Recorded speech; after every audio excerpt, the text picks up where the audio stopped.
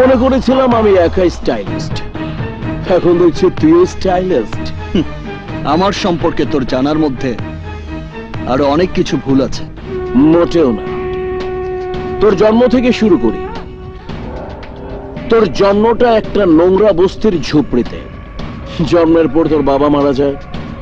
তোর মা তোকে বড় করার জন্য মানুষের বাড়িতে বাড়িতে কাজ করে। এক সময় তোর মাও অসুস্থ হয়ে পড়ে। তুই তোর মার ঔষধ কেনার জন্য, তাকে সুস্থ করার জন্য রমজানের দলে যোগ দিস।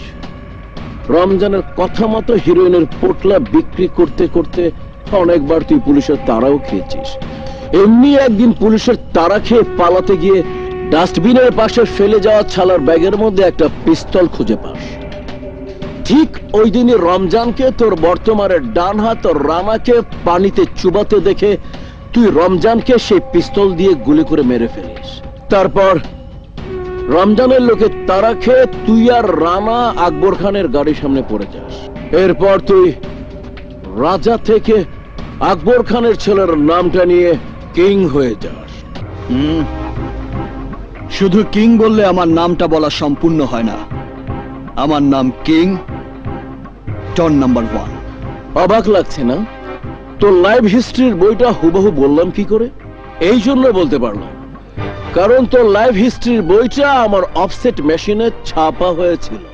ওসমান, তুই শুনে শুরুতেই অবাক হবি যে তোর লাইফ স্টোরিটা 2 টাকার একটা কলম দিয়ে আমি বাম হাতে লিখেছিলাম।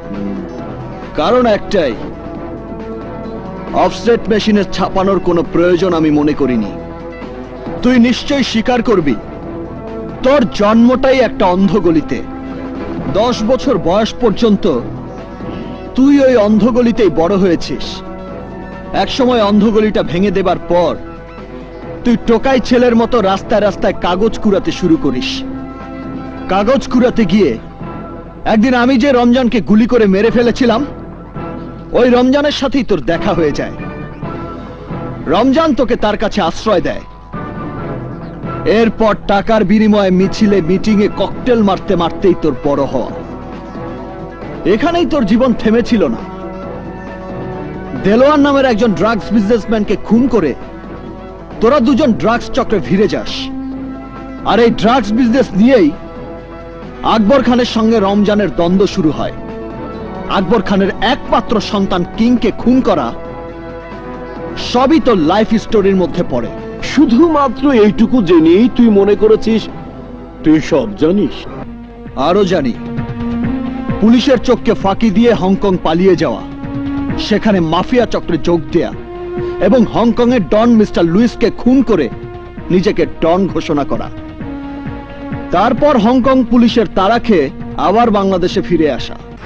বাহ বাহ, তুই দেখছি ইন্টারপোলকে হার মানিয়ে দিয়েছিস। ভালো, খুব ভালো।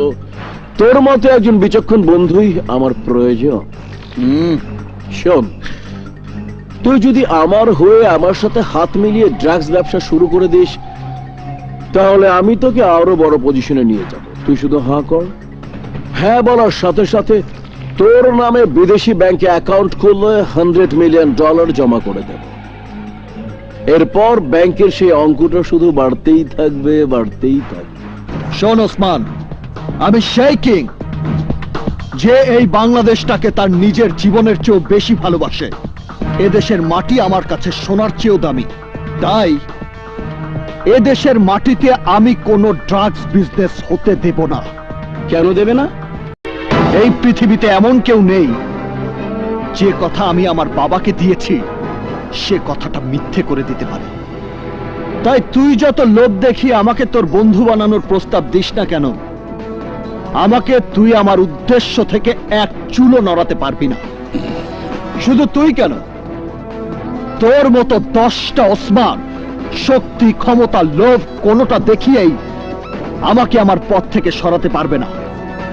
তাই তোকে বলছি, তুই এই বাংলাদেশ ছেড়ে অন্য কোথাও চলে যা, নইলে আমার হাতেই তোকে মরতে হবে।